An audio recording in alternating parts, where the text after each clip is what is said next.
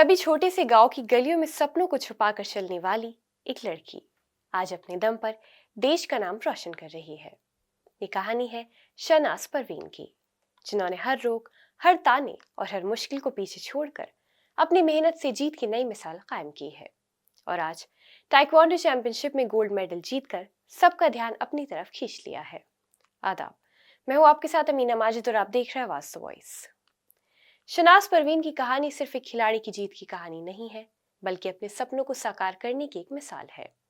हाल ही में शनाज ने 16 से 20 मार्च तक बालासोर में हुई all India inter university taekwondo championship में शानदार प्रदर्शन करते हुए गोल्ड मेडल जीता। कई मुकाबलों के बीच शनाज ने बेहतरीन टेक्निक, डिसिप्लिन और मजबूत मेंटल बैलेंस दिखाया। उन्होंने हर चुनौती को पार करते हुए साबित किया कि मेहनत और सेल्फ कॉन्फिडेंस से बड़ी बाधा भी जीती जा सकती है। उनकी इस जीत पर कोच और अधिकारियों ने भी उनकी जमकर तारीफ की है। शनाज ने अपनी खुशी सोशल मीडिया पर जाहिर करते हुए इसे अल्लाह की तरफ से एक खास ईदी बताया और अपने परिवार और कोच का शुक्रिया अदा किया। उनका मानना है कि कामयाबी उनके अपनों के साथ के बिना मुमकिन नहीं थी। लद्दाख के कारगिल के पास साकू गांव में पैदा हुई शनाज का सफर आसान नहीं रहा।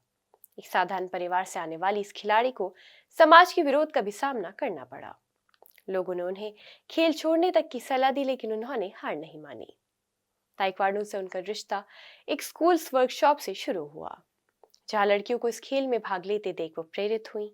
इसके बाद उन्होंने कोच मोहम्मद अली और फिर जम्मू में अतुल पंगोत्रा के मार्गदर्शन में ट्रेनिंग ली और लगातार आगे बढ़ती गई। 2023 में उन्होंने नेशनल यूनिवर्सिटी खेलों में गोल्ड मेडल जीतकर इतिहास रच दिया और लद्दाख की पहली महिला बनी जिन्होंने कामयाबी हासिल की। इसके अलावा उन्होंने इंटरनेशनल लेवल पर भी भारत का प्रतिनिधित्व किया और कई कॉम्पिटिशन्स में शानदार परफॉर्म किया।